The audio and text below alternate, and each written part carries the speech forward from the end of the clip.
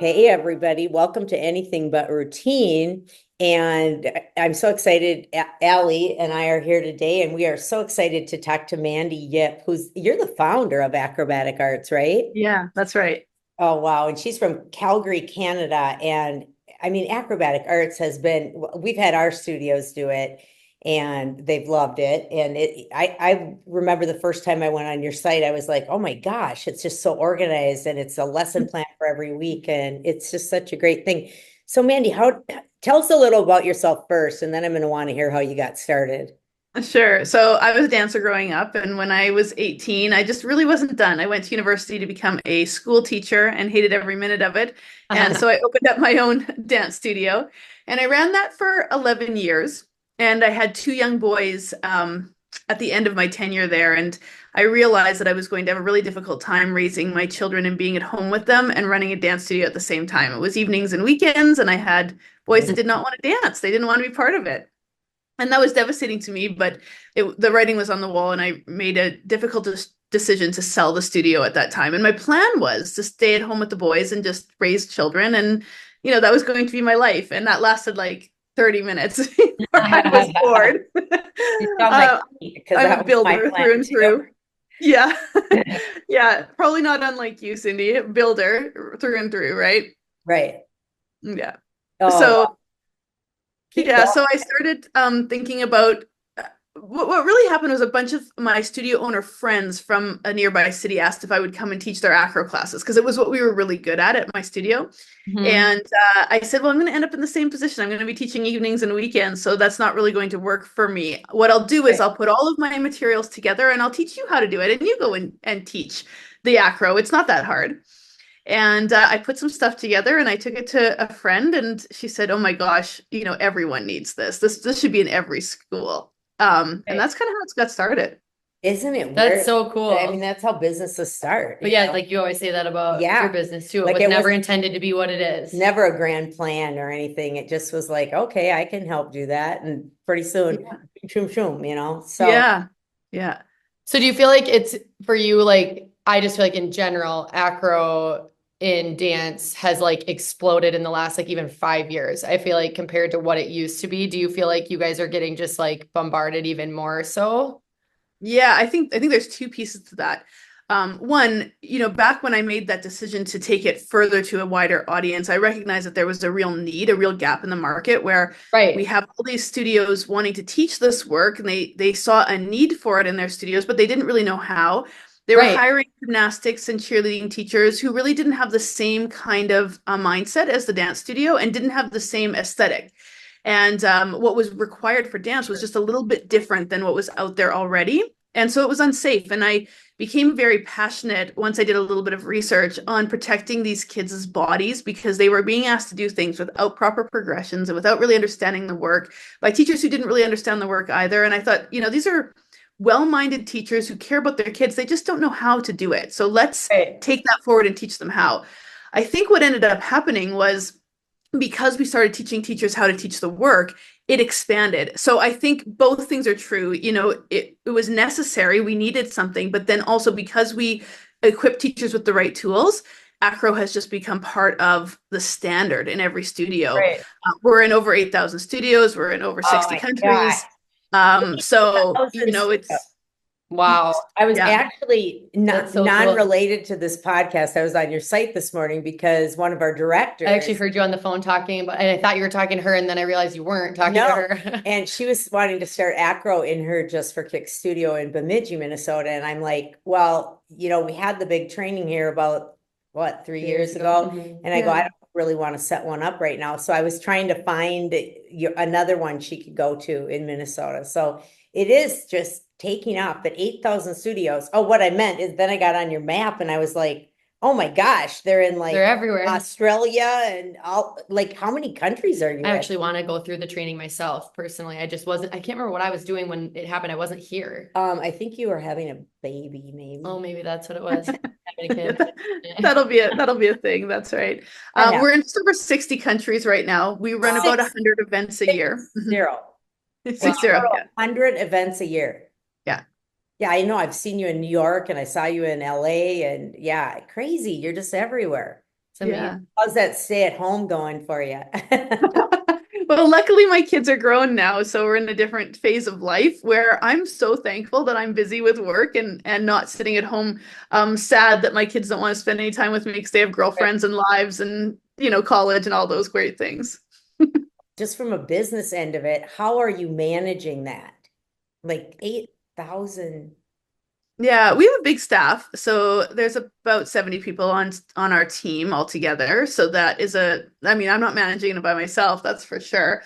We're also in a partnership with a company called Ensemble Performing Arts, and that has given us a lot of resources to behind the scene things like compliance, tax, HR, payroll, accounting, those kinds of tasks that I think no dance teacher wants to be involved in. So that has been a really great lift off of our shoulders too. And we've loved our partnership with them. It's been really exciting and expanded our reach even just in the short period of time we've been with them. Can I ask who owns that? Is it Misty? Misty is also a partner in it, and so am I.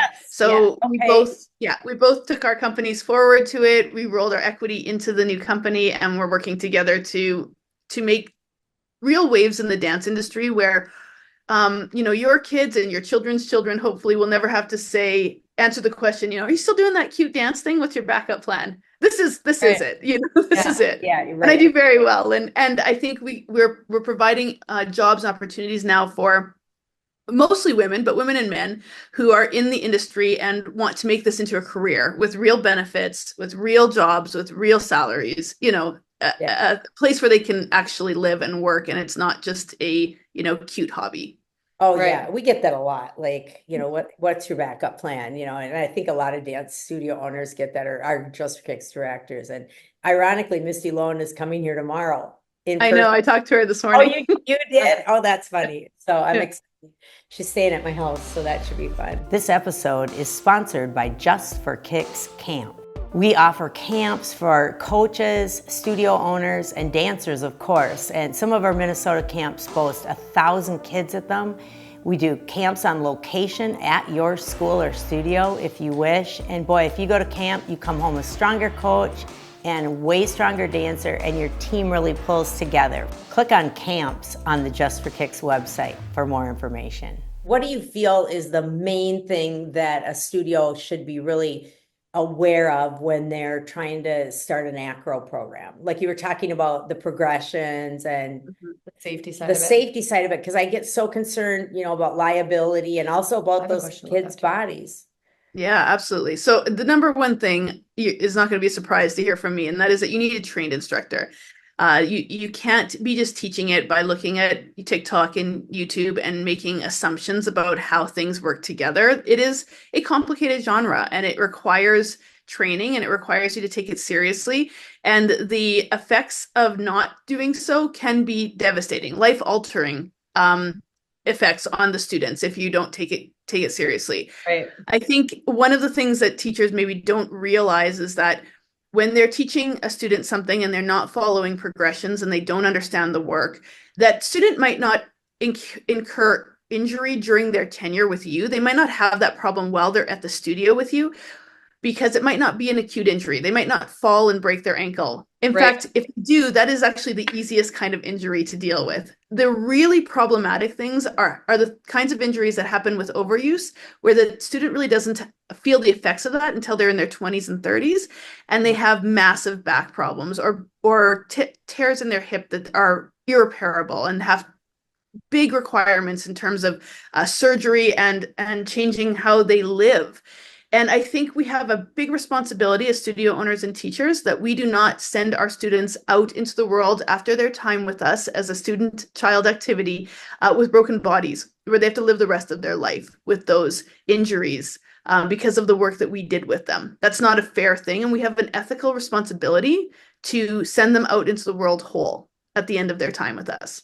Oh, that is so, and it makes you scared as an educator that are you following the proper and the overuse, you said you had a question. Oh, well, I was just, because I feel like when we've been looking into all of this and getting, some of our teachers trained through you guys, I guess like what is so wild to me, but I guess it's just kind of dance in general too. Like there's no you know, you can't just go be a doctor without having like a license. But like, I mean, realistically, like you can open a dance studio and offer acro classes and there's no like licensing, right? Like you don't Well, like to teach acro besides like what you guys, you know, like doing that is awesome. And I think like we require all of our teachers, they're not allowed to teach acro unless they've done the training through you or, you know, or they have the training from some other method, right. but most Yeah. do. There's other methods. I'm not suggesting acrobatic arts is the only method. I'm just Right. saying training is absolutely necessary. And For you're sure. so right, Allie. You can't groom a pet without having a license,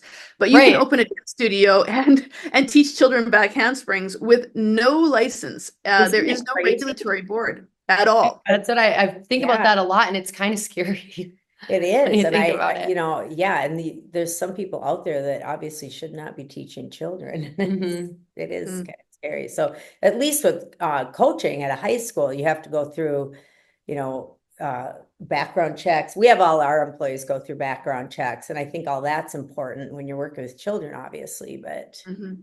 so what else can we talk about? I mean, Yeah. I have another question. How many Yeah, go like on. levels like of so like if I wanted to now get training, like how many different levels can I go through with you and how much training does that like take? Like how much time am I spending if I wanted to get through every level? Sure. So we have a flagship product, our original certification course, which is called Module 1. And Module 1 takes teachers through primary to level 6, which maxes out at around front back walkovers and really focuses on all the foundations that are necessary to teach acrobatics safely. That course has a pre-study that takes around 2 to 3 hours that you do online. And then you're live with us online. So we don't do this course in person, you do it on Zoom. But you're going to have a dancer with you in your studio. We have dancers with us in our studio, and we're watching you in real time in small batches of teachers. That's why we run 100 events a year, is because we run them in very small batches where we can give you live feedback as you're going through the work. Most of the teachers that come on with us, I won't say most, but a lot of teachers, that's where they max out. They don't really need to go any further than that. That's where their students kind of max out. That's where their programming maxes out. And so having primary through level 6 gives them 7 years of training for their dancers, and that's plenty of room for them to grow in their own studios.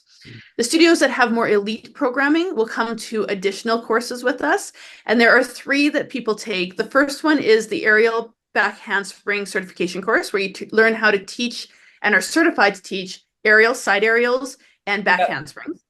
Then we have our Module 2 course, which takes the syllabus curriculum work from level 7 through pre-pro 3. And at a pre-pro 3 level, you're kind of like ready to go into Cirque du Soleil kind of thing. Like, and we've actually had it vetted by people from Cirque, so that they've told us that these are the skills that these dancers need to have. And following that, we have one more course, which is back tuck back layout certification. And that's for dancers who are going to do those airborne skills on the hard floor. I think it's important to note that in cheer and gymnastics, the skills are done on a sprung floor. So there's massive springs and foam that the gymnasts, the athletes are performing those skills on. In dance team and in dance studio life, you're doing it all on hard marley, which means the body has to absorb that skill into the floor by bending your knees and ankles, the same way that you would need to absorb the force from a jeté. But you're flying through the air upside down in lots of cases and have to be able to absorb that landing and not hurt your joints and your structure. So that takes a different kind of technique. And those courses, the aerial back handspring and back tuck back layout certification courses, really focus on the difference between the technique that they're teaching in gymnastics and what we need for dance in order to do it on the hard marley. Wow, that's so interesting. It's all crazy. And, you know, state by state, the rules vary. And now I'm switching to high school dance team rather than talking about the floors and everything. And high school dance team, Minnesota is very restrictive on what is allowed here. Like, we're not allowed aerials. We can do anything where our hands touch Yeah, but the you just floor. can't be inverted without your hands supporting your weight. And in some ways, in that venue, I'm happy because I feel like it's on hard gym floors all the time, and I feel like what they're probably trying to avoid is then teams trying to do this stuff because every team is doing it, so they feel like they have to, and they're trying it without proper training, etc. right. So that's why I'm actually happy. I was thinking, but yeah. So do you ever teach school coaches, or is all of your work in studios? No, we do school coaches too. So I'm a partner in another project that is also part of Ensemble called Prodigy Dance Convention. And Prodigy is an event where we merge the dance team idea and recruiting with a dance convention idea. So think great big conventions like, you know, Radix and 24/7 and Jump, those kinds of conventions, but with the recruiters there in a combined setting. So I work with those coaches and those dancers. I've also worked with Ohio State, so not high school, but college level, on their acrobatics as well. So I'm living kind of in between the two worlds right now. I'd say I'm much more heavily focused in the dance studio world where I grew up, and that's where I came from. But I'm definitely getting called out more and more often into this other world that I'm learning so much about and I find absolutely fascinating. I also think that there is a shift in the dance studio world where these kids want dance team. And where it used to be a very separate kind of thing, and they didn't really have respect for each other on both sides of that coin. I think we're finding that they're merging. The dancers want both. So that's a really interesting thing that's come about, I think, in the last not even very long, maybe like 5-10 years at the most, where we're seeing them really cross over from one side to the other. And I think studios need to be prepared for that and ready. And I think they need to teach their dancers how to do the things that are required for dance team, because that's where the kids want to end up. Right. Oh yeah, Yeah. that's great. And I think it's great to be able to do both. That's what we always, you know, like do both the studio in town and then also the high school dance team. So it's fun because we have the kids that do both. And I think it is really cool for them to be a part of, you know, their school team as well as doing the studio thing, which is just different. And it's fun to do both sides of it.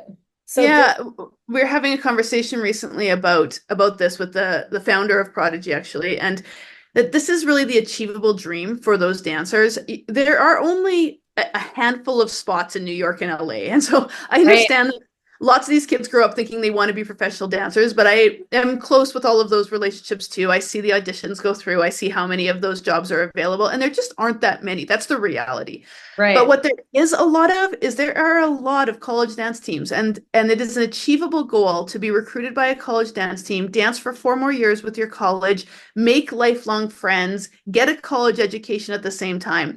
And I think that the parents and the students are starting to see that as a viable option for them, not to mention that these teams are amazing. And we're seeing them now on ESPN and they're all over social media, and the kids are watching, you know, the highest level of these teams compete and thinking, that's what I want to do. I want to be in that. And that's exciting. Yeah. I was thinking it would be great to have you come into our camp I was program. literally sitting there thinking this too. Because we run 3 camps in Minnesota that are probably about 800 kids at a camp. Wow. And probably some camps hit 150 coaches. Wow. So we always are bringing in different speakers. So maybe next summer, one of those, you could come in, or one of your staff. I would love to. Yeah, that'd be really fun. Really neat, because I think coaches have, like you said, the college coaches are asking you, they're needing to learn how to do this acro and figure That's out, where, like, I think in Minnesota has been hard, is because, like, yes, we're not doing it at our like state competitions, but all these kids do have these aspirations to be on college dance teams, and then they have to be able to do that stuff when they get there. So, you know, most of our kids, quandary, because you're not doing it, but then they need to learn it. So So I'll tell you what I like about that, though, is that it forces coaches to stay on progressions that are within the foundation levels of acro. If you have amazing foundations in anything, the higher level stuff comes pretty easy. And I can teach someone with a really awesome cartwheel how to do an aerial in very little time if they really understand progression. But if they come to me and they've been working on cartwheel with no hands for a very long time already and they've not been successful, chances are their foundations are weak, and I'm gonna struggle more fixing the problems in that student than I am taking a student who's never tried it before all the way through to doing the aerial. That makes sense. It's so like, it's really like anything, like it's like anything, but it's also like the world right now. I feel like a lot of people don't want to put in the time of the foundation stuff and just want to get to the harder things. And it's even like ballet, if you're not great at the bar and you're not doing, you know, your due diligence, your technique isn't going to be good when you're turning, or it all goes back to the basics on everything. Exactly. So what is, just kind of walk me through the progression of what a kid would need to, so they're strong enough to keep progressing, or how am I saying that wrong? Yeah, no, you're saying it right. I think it depends on the skill. So we take kids through a whole bunch of skills one at a time to get to another place. And I can just show you kind of an example of what it looks like to go through something progressionally. So Yeah, that'd be great. um, in our curriculum, like I said, there's a whole bunch of different levels. These are the highest levels. These are the lowest levels. And within each of them, it takes students through a variety of exercises. There's 27 in each level. And when Wow. you click on a skill, it's going to take you to a video of that skill, and then it's going to take you forward. And here we see the previous and next progression for everything that we do. So this skill, which is just rolling on your back and forth and standing back up again like that, you can go backwards in progression and see what they have to learn before they do that, which is this. Oh, that's so cool that you have it like that. And then you can go forward in progression and you can see what it's supposed to look like as they get better at it. And every skill that we have in our curriculum has progressions that go like that, both forward and backwards.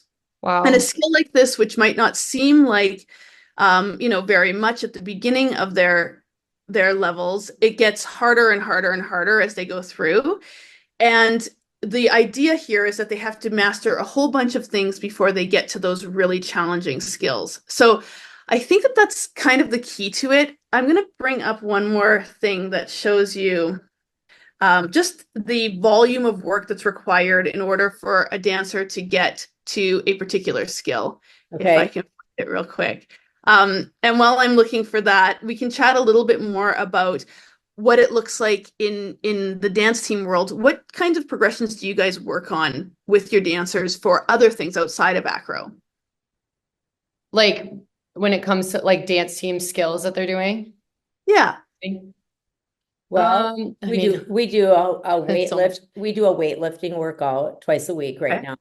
And we do ballet only one day a week. Wish we did it more. Wish we did it more. They do it twice a week in the summer, all summer. And then during season when it gets so busy, they just do it once a week. And then we do we do our warm-ups, which she's created a lot of them, but they're actually choreographed warm-ups that focus on yoga-based skills and Most of Amazing. our warm-ups, most of our warm-ups that we use at the beginning of practice are more like to get your body warm, get you stretched enough so you don't get injured. Not, I tell my and kids, strength. but not to, not to really necessarily build flexibility, but just to prevent that injury so you're nice and warm when you start. Yeah. And then we do a lot of stretching for flexibility as well. And Our kids do yoga sculpt in the summer. really tough. Cool. That's awesome. Yeah. So our kids are pretty in shape. And in fact, when we added weightlifting as a team about 2 years ago, we saw a significant change in strength, obviously, but it really translated into turns, leaps, jumps, everything. And Like you're like, stamina, yeah, you're like, duh. Oh, of course, but Yeah. really we finally made the commitment, and we're a high level team, but finally making that commitment. We did stuff at our workouts always for strength. Right. We do strengthening drills and different things, but just having that committed time has been great. Mm-hmm. Yeah. I love that. So in our stuff, we have both sides of it. So we're doing things that are for strength and flexibility, but then we're also doing things that are skill specific that are going to lead up to that particular skill. So this is the skill here that I'm using as an example. It's a Valdez, a seated back walkover. And these are the kinds of things that they have to master as they go through the levels. And you can see there's about 100 different things that we require of them before they get to Valdez, which is the last thing on our list here in level 8. So these things here are flexibility and strength. And you can see there's some more strength and flexibility here. We start to get to skill specific here because a bridge is a necessary skill for us to be able to do this. But these other things, holding your Superman for 10 seconds, articulated cobra, which is a cobra that rises up and goes down through each vertebrae. Yeah. Those things might not feel like they're going to lead to this skill, but they actually do. For sure. Here we're focused on more upper body lifts, which is going to build that strength and flexibility. But then we also, again, have things that are specific to this skill, like kneeling half bridge. So that's a bridge that you start on your knees, you only go halfway back and then come back to straight. And because you're on your knees, you're not going all the way down to the floor, and it's a lot safer for the teacher to have your dancers performing that skill. They would be walking. They're hard. Yeah, hard to do properly. That's right. Walking up and down the wall, toes to head, bridge with a transfer of weight, bridge with a kick and jump, bridge with a kick over from a stack. So all of these skills are adding up. And as they continue to master all of these things, when it is time for us to put that all together for them to do this skill, it comes together in a day because all of these foundations are so solid and they've been studying them for about 6 or 7 years of their training. And that provides a really solid foundation where I am completely confident that that dancer is not going to hurt themselves and their body is going to be in exactly the right position when they're upside down, and they're not going to be overusing their hip or overusing their lower back and not using their shoulders, etc. So that's kind of an example. I have one more here, and it is a rolling tinsica. So this is a tinsica that starts kneeling and rolls over to the other side. And you can see how many skills are involved in the progression of a rolling tinsica. There's probably more than 100 here. Same kind of idea. Yeah. So I guess my question too that I have is, like I think about this often with like stuff that we're doing. So like, for example, kicking, because Minnesota is really big into high kick. And like the injury rate of that, like getting kids to use the proper muscles to kick is so difficult. And do you find that with students, like, getting them to perform all the stuff properly, like the boredom that sets in with it when they're learning the basic stuff, to be like, you have to be focusing and applying these little things, or you will end up getting injured if you're trying to like compensate with other parts of your body? Yeah. Okay, so that is key, Allie, that they compensate with other parts of their body. I think the reason that they do that and the reason that they get bored is because we start with the big skill too soon. So the biggest mistake that I see dance teachers make in both team and in studios is that they don't start here. They start here and they start trying to, or maybe a couple of steps before that. Maybe they start at back walkover or something like that. And back walkover is the skill. And we work on that for years and years and years, and nobody really gets it. Maybe the 1 or 2 superstars in the class get it, but they feel bored because they're doing the same thing every class. If you don't do that, and instead you say, today we're working on these 5 skills, and next year, or next month, whenever the kids are ready, it depends if you're working with a high schooler or a baby. This would be for a 4-year-old. If you're working with a high schooler, you could probably do this for a month, and then you'll do this for a month, and then you'll do this for 2 months, and then you'll do this, right? And it doesn't feel boring because every second month you're changing up everything that you're doing. Now, they might not put together that they're going to get here, but they might not need to know that. That's for the coach to really understand that this is where we're headed and this is how we're going to make that all happen, right? And it feels a whole lot less boring when you are a smart coach and you give them bite-sized pieces and they feel successful every time they come to class. As far as high kicks go, same thing. Start with something simple. Start with stretch and flex articulated feet. Start with straight legs on the floor and pike. Start with lifting up and pike and getting some muscles in their hips, to develop. Then go to tendus on the floor. Then go to the bar. Then go to, tendus across the floor. Then go to 45 kicks. Then go to, and if you do it like that, it doesn't feel boring because they're learning something new every week, right? Right. Oh, I love that. So like when like when you're doing acro training with your students, I know you don't have like your studio or whatever anymore, but when you did, like how many days a week did like your younger kids go? Great question. I actually still do teach. I teach on Tuesday nights.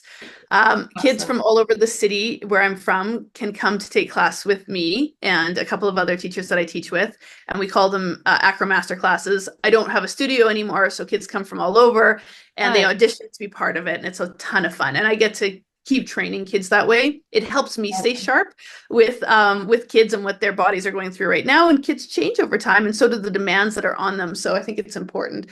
As far as how many hours my students got to take acro for, the most I ever got them was 1.5 hours of acro. Generally, I get them for an hour. They're taking other classes, of course. They're taking ballet and jazz and tap and musical theater and all those kinds of things, which are helping to strengthen them. But I have to get all of my work done and get them into a place where they're doing back handsprings and front aerials and layouts in 1 hour a week over time. And that's a big ask. So as a teacher, I have to be very organized. I have to use all of my class time efficiently and effectively and make sure that no one's standing around. It's one of the reasons why Acrobatic Arts uses progressions so much is because I'm teaching classes of 16 to 20 kids. If I had them all standing on the side waiting for their turn to go down the mat while I spotted them one at a time, you might get to see me 2 or 3 times in a class. They're not going to progress. So almost everything we do in acrobatic arts requires zero spotting, where the dancers are on their own spot on the mat. They're going back and forth on the mat, forward to back instead of side to side. So they're going across the mat. If you can imagine the mats are laid out this way, they're going this way across the mats. And that way, every time we do a cartwheel, every time we do a walkover, every time we do a bridge, everyone in the class, all 20 kids, are doing that skill. And we're not wasting any time having them line up at the side and take their turn across the mat. Oh, I love that. That's huge right there. Yeah, I think that's really cool. I had a question. I'm not interrupting that one, am I? No. Okay. So say I'm a kid and I live in the middle of nowhere and I'm not at a studio. Could I personally, like as a child, do this online, pay for a subscription and do it at home? Do kids do that? Our program isn't for children. Our program is for teachers. So It's we are just not for the teachers. right. Okay, Yeah, we're not the right place for that. Got it. We do have several acrobatic arts certified teachers who run online programming and are very successful at it because the skills do not require a ton of spotting. They can get to a pretty high level. There are some skills that absolutely do require spotting. And so at that point, we recommend that they go and see someone who is in their neighborhood who can actually work with them. But for a lot of the foundations, all the way from primary through level 6, they can do almost all of that work with no spot at all through a certified trained teacher online via Zoom. Okay, that's what I was thinking when I was listening to it. Like if you had that kid that really wanted to work at home on this every day. Right, but don't have the option to But do don't it. have that option. So Yeah. neat. We have quite a few teachers that do that, run programming that is exclusively online. Oh, Cool. good. So, well, what are we Amazing. missing here? What haven't we talked about? I just could talk to you all day. It's just awesome. I want to come to Calgary sometime and check it out. And You need to. you'll have to come here sometime. That would be great. I would love that. Yeah, I would love that. Yeah, we're close to Banff, Alberta, which is where I'm spending the weekend this weekend. I want It's to go there. Yeah. That's been on my bucket list. So Yeah. I'll I'll take you. We'll go together. We'll have lunch. It'll be fun. Oh, that'd be So so fun. fun. That'd be so fun. Well, my gosh, this has been great talking to you. And, Yeah, thank you so much. I hope people will check out Acrobatic Arts because it's just a great I feel like program. I'm And amped to want to go through the training. I know I could just tell. I've always wanted to do it. I just haven't, Yeah, we had someone go through the training for our studio, but she personally didn't get to go through it, but it would have been great. So Yeah. Well, that would be awesome, Mandy, Holly. thank you for Yeah, your thank you time. so much. And I'm not just talking to you for a few minutes here. I'm not surprised how successful you are because you're just so personable and so knowledgeable. So Mhm. thank you. Thank you. Thank you. Yeah, I care a great deal about it. I'm very passionate about our industry. I care about the every aspect of it, from the youngest dancer to the studio owner who is in their 70s and still running programming all the way through. And I love what we do as an art form. I think it is so valuable for the students that we touch, and it's so important that we do it right and we take care of them.